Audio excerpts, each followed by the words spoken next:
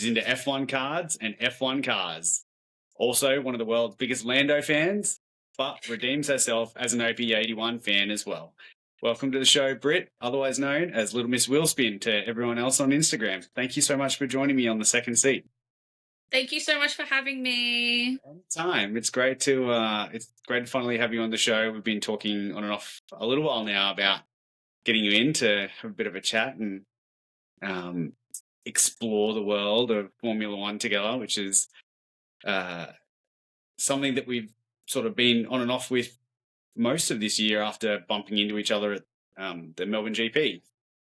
Yeah, it was nice to finally put a face to, like, I think you started following me and then I was like, oh, who's this? And I was like looking into your account, and it was great to finally put like a face to the name and meet you in person. So it was really great. OzGP was so much fun. Yeah, it was. I had an absolute blast, particularly for my first time doing a Formula One event. But yeah, so as we've discussed, got a couple of questions for you on a number of different topics, Formula One related, before we get into some chats about Silverstone and what we thought about that. So,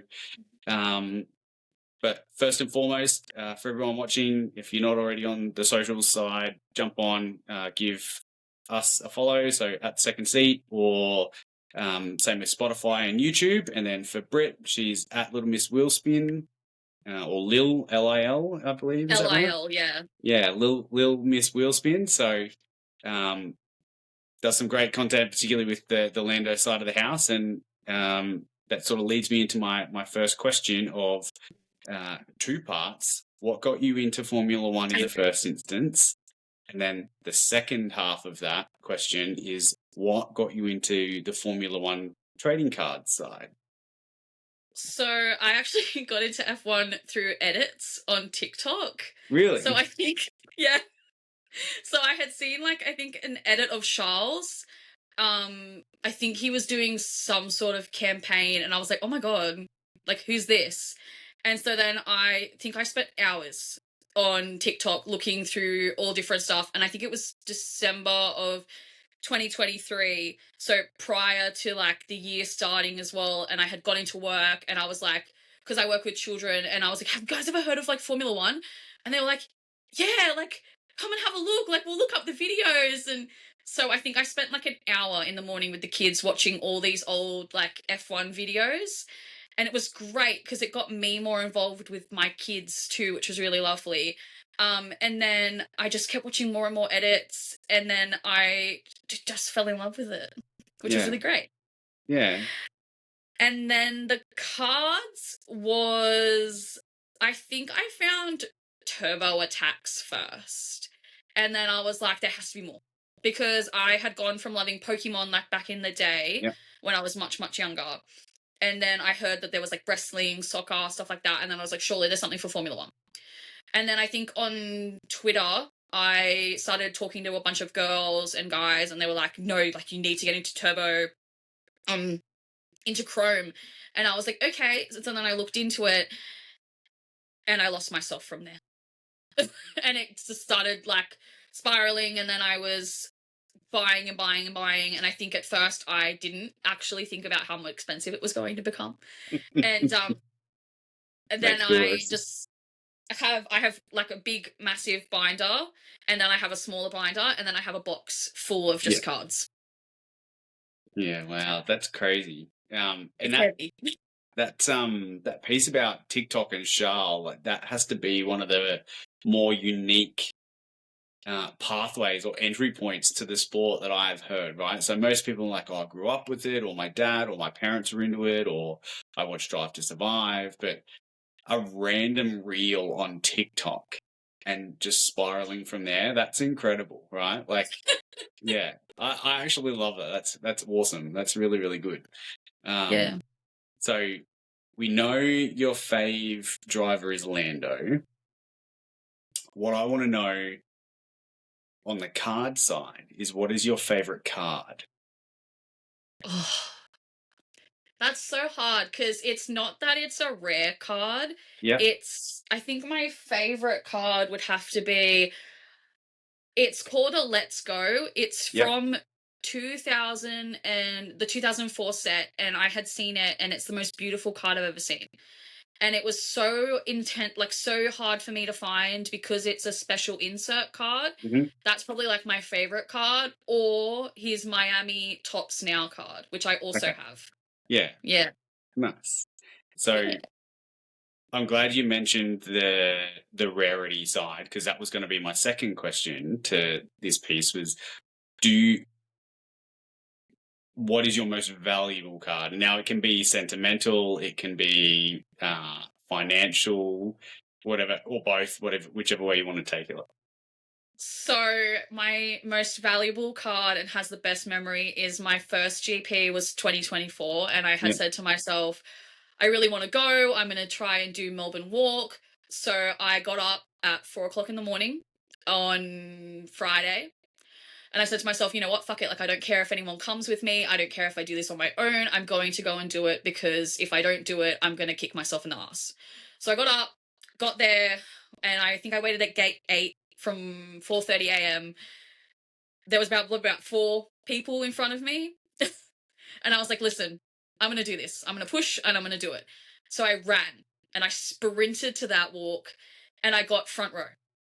And I'm standing there and I'm thinking, please to God, can Lando make sure he please come? Because I missed out on seeing Oscar as well because he was at Quad Lock. So I'm standing there, I'm waiting, and then they go like, Lando's here.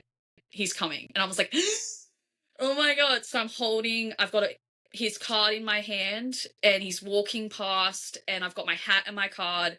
And I said to him, can you please sign both? He said, yep. And he signed both, and he walked away and I was shaking. And it is probably the most important piece of merch I've ever owned because it was done by me. I didn't get anybody else to do it. It was my first JP, and it was insane because I was like, oh my God, Lando Norris was just standing right in front of me. And then his mum walked past as well, and I managed to give his mum, I had made like keychains, and I managed to give his mum a keychain. I'm still getting goosebumps thinking about it. And it was like the best moment of my life because I was like, oh my God, like I just met Lando Norris. No way. Yeah, it's that's lovely, right? And I can imagine you're going to hold on to that forever, because they say something like only 1% of Formula One fans actually get to a race, and I could imagine it's, less than 1% of those that get to a race ever get to meet a driver, let alone their favorite driver, right? So for you to meet him and, have that small interaction, I can see just the look on your face. It means the world. That's really lovely. Yes.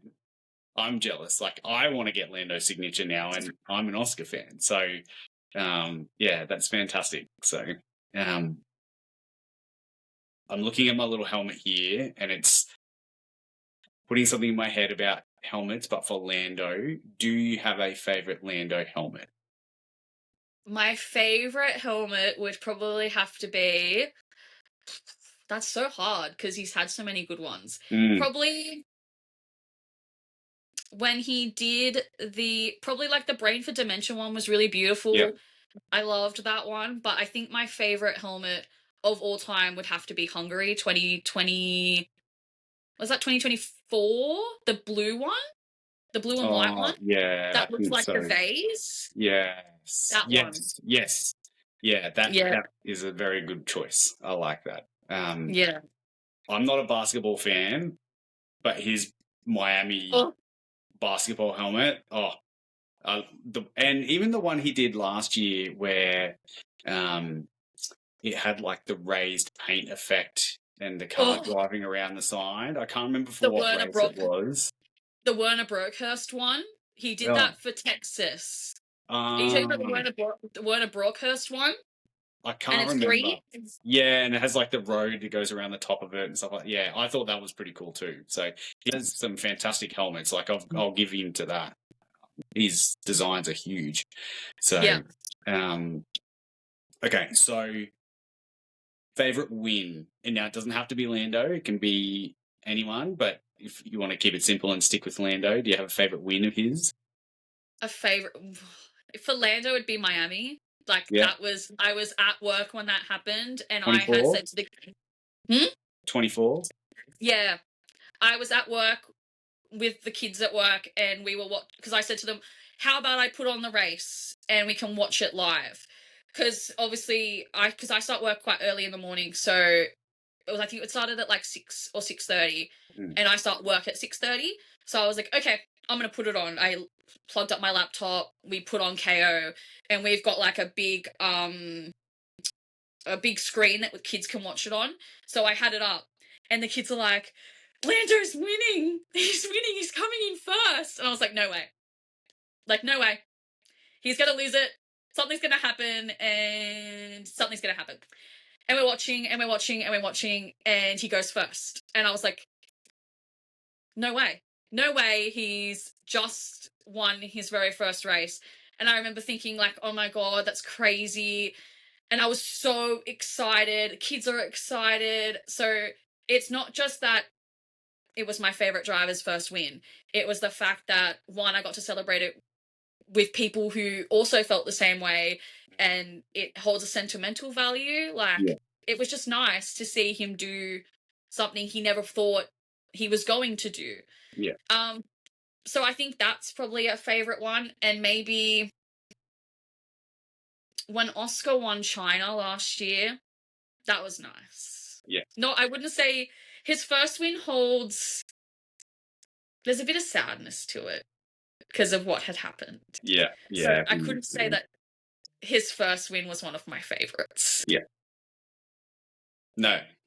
So I love that choice of Miami for Lando, and the same reasons that you've explained with everything else, right? It's that sentimental value. I think means a lot for a lot of people. Not obviously your situation here, but some people I've spoken to talk about their favorite wins from a challenge perspective. The overcoming adversity and whatnot. And it's not that there's anything wrong with using that. Like mine, for example, is Spa. Oscar's win at Spa last year. It's my favorite driver and my favorite track. And for me, there's a little bit of sentimental value there. And I think that resonates really strongly with a lot of people. So that's awesome. Speaking of Lando and Oscar, this is the last sort of tricky one before we'll talk about Silverstone. But if Lando wasn't your favorite, and you couldn't choose Oscar as your next driver, who would you choose? Lewis. Okay. Even though, like, I do have like a hierarchy of who like my favorites are, Lewis, I love Lewis. I feel like he's so level-headed. He just knows what to say. I hold a lot of love for Lewis. And my angel numbers are 444, and between Lando and Lewis it makes 444. Yeah. So I also connect that. And one of my friends that I met through Formula One and through cards, one of her favorite drivers is also Lewis. So that also brought us together too. So I'm like, whenever we see them on the podium together, I'm like, my boys are on the podium. That's And I'll like message fantastic. her. Yeah. No, that's awesome. That's really lovely. It's almost like fate and the stars have aligned for you to have those two. No, I love it. I love it. Well, it was very close to having the pair of them on the podium this weekend, and I can imagine that the UK would have gone absolutely ballistic if they had an all-British podium for Silverstone. Unfortunately, Lando missed out. P4, still a really good result for him. Not so much Oscar, but we'll come to that discussion a little bit later. But what were your thoughts on the race overall? So it was funny because I woke up this morning and sort of my first thing to do as soon as I woke up was check the results. Mm-hmm. And I'm looking, and at first it didn't like register because I just looked and I didn't even look at one. I just looked at 2 and under because I was like, oh, Kimi won. Like that was it. I didn't even look at anything else. And then I saw Lando get 4th and I was like, yep, I'm happy with that. After the season he's had so far, I'll take a P4. I'm looking at everyone else and I'm like, oh, and then I scroll down and I'm like, Kimmy's at 16th. What happened there? And then I scroll all the way back up and I was like, Charles got first. No way. And then I look up properly and I'm like, there's no way. And then I look again and Max had DNF'd and I was like, what the fuck happened in this race? And then that's when I like went on Twitter, I went on Instagram and I was like, oh my God, what a race. So it was crazy to see those results. And George got second as well. I was like, damn. Yeah, well, I mean, there was a bit of a strategy mix up from a Ferrari side, and you could almost argue that the other way, if it had have gone Charles Lewis and then George, that Mercedes decided not to pit him under the safety car at the end there because of Max's crash. So yeah, definitely agree. Like, it was very topsy-turvy, crazy race, right? Like, yeah, blew my mind. And initially, I thought like George's run of bad luck was going to continue, and then it flipped on its head, and it was Kimi having the reliability issues. And that was one of the notes I took for myself, was like, for Mercedes, they need to be careful here because they've had a number of reliability issues now across Silverstone, and then previously Barcelona, Montreal for George as well, and whatnot. So like the management of the cars overall, like, that's potentially going to bite them in the butt and has let Lewis back into the fight. He's only 37 points behind now. George is only 25 behind. It's crazy. And 2-3 weeks ago, people were talking about, oh, Kimi's got it in the bag. And I remember thinking to myself, like, we said this about Oscar last year. People need to be really careful. Like, Formula One can turn itself on its head. Yeah, craziness. Speaking of Oscar, you mentioned the helmet curse. Helmet curse is hit again. So last year, all through the races, we said that every time Oscar has a special helmet, he doesn't do well in the race. Yeah. And out of all the races he's been to this year, because China, he didn't have a special helmet, and Japan, you mean? Every other race where he's had a special helmet, he's done awful, or he's done not fantastic, or he hasn't gone on podium or anything. Like, you think back to Australia, he had a special helmet.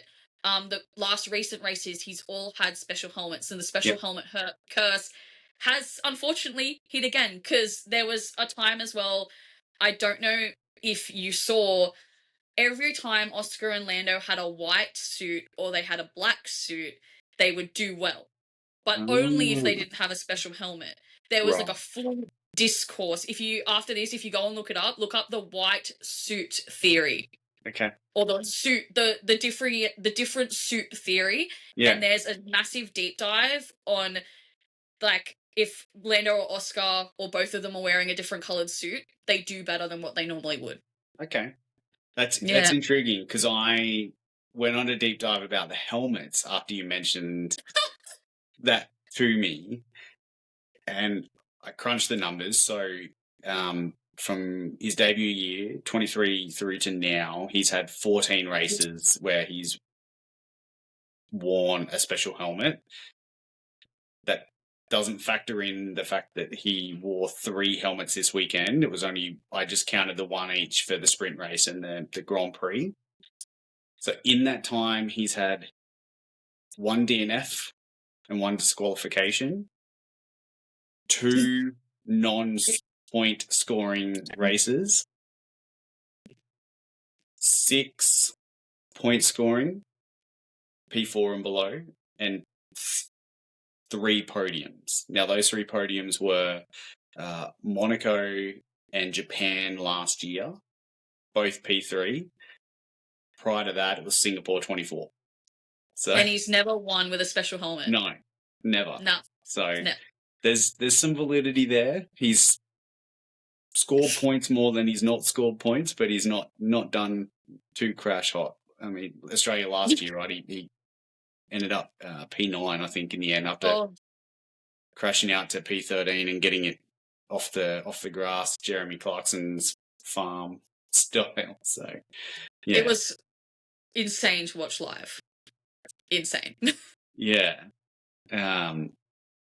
I remember watching it live in terms of at home, but whilst it was on, and I was just my heart was breaking for him. I was like, mate, that sucks so bad. Like, especially because Lando had done the same thing literally half a second beforehand, and Oscar just couldn't, for whatever reason, grab it, or his line was slightly different, and that meant he ended up in the grass a lot deeper. So, but speaking of watching things live, there's been a lot of talk about the regulations and things like that this year. There's a lot of concern, particularly from Max going into Silverstone, about the battery management. What did you make of the race from that side, watching the overtakes and re-overtakes, so to speak?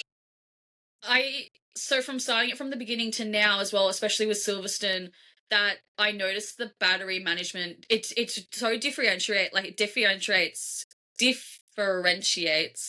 throughout each race on you'll watch them pull ahead, and then because of battery or because of the PU, they then have to fall back because they can't hold that line because of the new battery. And I know Max also said at the beginning of the week, even in FP1, he was asking his team, listen, we need to change the PU. We need to look at it because I'm clearly having issues. And then for him to then go into the race doing so well, we were looking at a podium essentially. Yeah. And then for him to then fly off at the end there because he was having the exact same issues in Austria. He was saying, I'm having issues. It's the PU. Please have a look into this. And they were like, oh, we will. But everyone can tell they're not happy with the batteries. They're not happy with how everything's looking at the moment. That's why they've already looked at in 2027, they're going to change it again to I think it's the 40-30, something along those lines. I think it's like a 55-45 difference. And then 2028, they'll go to a 60-40. That's it. Yeah. Because they're already saying that they're not happy. They at the beginning of the season as well, they were saying that they want it to go back but then we also have to remember that these drivers are all now coming into new regs, and they're not happy because they were so used to the ground effect error as well. Yeah, it's been interesting to watch. I enjoyed watching Silverstone from a pure race perspective, but in the back of my head all the time it was always like, if he overtakes here, or as someone's executing an overtake, part of me was always wondering, how much battery does that guy have? And I understand now that, well, not now, but I understand that it becomes a tactical management. It's something that the drivers need to employ and think about. But when you've got somewhere like Silverstone, where there's not a lot of heavy braking to support regen and things like that, it just makes it really frustrating to watch, because it's constantly in the back of your head. You can hear the cars from the onboards hitting the straights, and just hearing those revs drop because they've gone into super clipping. And we'll get to Spa in a minute, but Spa's going to be another track, and it's 7Ks long, and there's not a lot of heavy braking places in Spa either. So it's going to be another one of those races where lap times are going to be not overly on the edge. The drivers aren't going to be able to push themselves to the edge of adhesion from a tyre perspective or grip perspective. So it's going to continue to be frustrating. So, yeah. But, yeah, so for Max, I completely agree. He, on top of the battery side, had the issues with the rear wing, and I think that's what caused that accident in the race again this morning. It's the same as qualifying, but leading from that crash into the safety car side of things, what were your thoughts on the safety car finish? I thought it was so silly. They were saying, oh, safety car ending, and you looked at the thing, and then they were like, nope, safety car's not ending, actually. We're going to keep it. I think they were like, oh, well, we've only got a lap or two left to go. Let's just keep it. But I would have loved to have seen that last lap, let them race. let's see a battle or two before lights go out. Like, that's Yeah. what fans love to see. And for them to take that away, like, I get it. They were like, why not just leave it? Yeah. But then I think it would have been fine to have seen a last lap battle. Mm. But at the end of the day, they were like, no, we're not going to do it. A la So, 2021 Lewis Hamilton and Max Verstappen. oh my God. Because that's what a lot of I people are talking about, right? Like, that's what this I was brought up. saw it online as well about people were like comparing it as well, because Lewis as well with the penalty that he should have had a penalty, because then you look at Carlos Sainz and Yeah. he had a lap taken off of him and he had to be re-lapped. Yeah. So And I that was just a mean, mix up because of the pit layouts. because when you look at Lando's on board as well, he says like, but Lewis is overtaking. Why is Lewis overtaking? Yeah. And Will Joseph said to him, don't do it, because I don't want you to then get fined. I don't want you to then have the same issue. So I can see like everyone was getting different messages, Yeah. and Lewis just was doing what he thought he was meant to be doing. Yeah. So I can see why he wasn't penalized. Yeah. But it's frustrating because the exact same thing happened to Lando back in Vegas last year, and he was penalized for it, which is why a lot of people are annoyed, because they were like, well, why did Lando get penalized all that time ago, Yeah. but Lewis isn't getting penalized this time?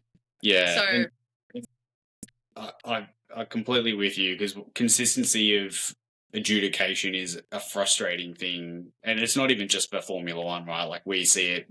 I know you're a big NRL Tigers fan, and it's a challenging oh, thing from an NRL perspective too, right?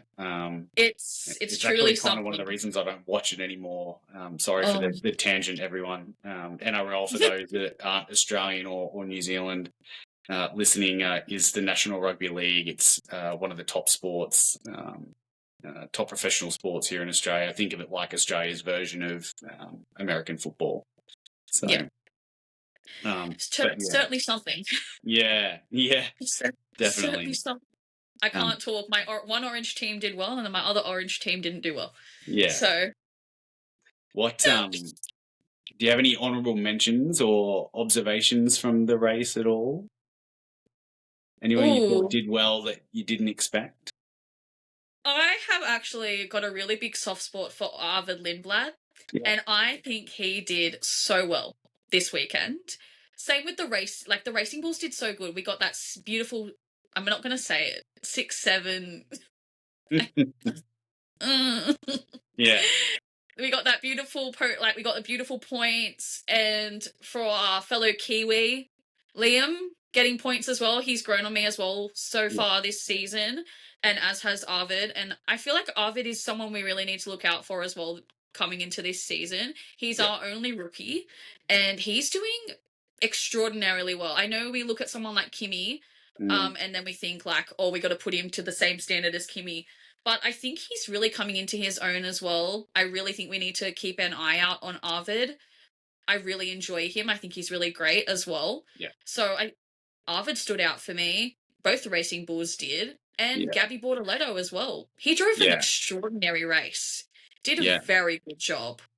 yeah. So I'll come back to the Racing Bulls in a second, but Gabby finished P8, which is his highest career finish to date, and highest amount of points scored for Audi as well. So, stoked for them. Disappointing for Nico Hulkenberg, because it was reliability issues again for their car and his car in particular. But the Racing Bull side, I'm with you. Like, obviously my focus is the Oceania piece, and Liam and Oscar tend to come to the fore in that. Liam's a big part of it. I'm still dirty at him though, because between him and Arvid sandwiching Oscar and Oh, causing the issues that they did, and people can say, oh, well, it's a racing incident. I'm like, yeah, look, I get that, but they should still apologise. They still caused him to end up where he did, and ruined his race because they were overly adventurous going through turn 6. So, but I'm with you. Like, Liam, um, has grown a lot of me this year, and I was always going to support him just because of the regional aspect. But he's definitely stepped up a lot this year, and he's been super consistent. He's scored points, I think, in the last 5 races now. Every race since Miami, and I think Australia is the only other race he hasn't scored points in this year. So, it's indicative of his performance, but also that of Arvid, who's doing superbly from a rookie perspective, as you said. And Racing Bulls as a team, I think, are the ones to beat for P5 in the constructors, right? It's going to be Merc or Ferrari at the top, and then Red Bull and McLaren fighting out for P3, P4, and then I think it's going to be Racing Bulls. I think so. Maybe Alpine might have a bit of fight of them towards the back end of the year, but I can't see that happening. I think Alpine have a lot to work on. Yes. They're a great team, but I think they still have a lot to look at and a lot to think about, but they're definitely not someone to count out. I definitely think that they could get there, but the Racing Bulls are very strong. Yeah. A very strong team. Yeah, definitely. Speaking of looking ahead, so no race this coming weekend, which is a bit of a break from my sleep schedule in particular. But we've got Spa the following weekend, which, as I mentioned earlier, is my favourite track. It's just iconic. Love it. And I really want to get there someday. But I'd love to hear your thoughts on how you think the teams are going to progress over this next 10 days and what you think might happen leading into Spa. I think I'm being a bit optimistic, but McLaren have said they're going to be bringing again more upgrades, especially coming into Spa. But we'll have to see. They said they were going to bring upgrades to other races too, and then look where that got them. I think Merc are going... I think they might struggle a bit in more that, like, Kimi and George are now starting to fight a bit. I think we're going to see a very Mercedes moment, pardon the pun, and that I think they'll take each other out at one point, and the Spa might be that race. Yeah. Ferrari are definitely another one. I think they'll do very, very well. I think they're both strong drivers that they wouldn't try to take one another out. Lewis is very mature, very controlled. Charles, again, same. I don't think he'd look at trying it. He's never had, or I don't know if he's never had a collision with a teammate, but I don't think they're ones that you'd need to worry about them taking each other out. For me, it's more Mercedes. We've obviously seen Lando and Oscar take each other out, but I think at the moment, considering how both of them are going, they wouldn't even try to do that. Like, they wouldn't even go head-to-head with each other, which is nice. I think Max as well would be one to watch out for. Seeing them, the two of them, like Max and Oscar, go T at, like, almost touching noses to cut Lando off at the beginning of the race as well. I don't think you can count Max out. As much as I like him, sometimes he can be a bit of a dirty driver in regards to cutting people off. Yeah. So I think he's very aggressive. Not that I don't like him, but he can definitely push where he wants to. So I think Ferrari are the ones to really watch out for. We said at the beginning of the year, or not even the beginning of the year, heading into, like, I'd say Japan or China, that we were like, oh, Kimi's going to take it. Kimi's got this. But I think Lewis and Charles are ones to watch out for.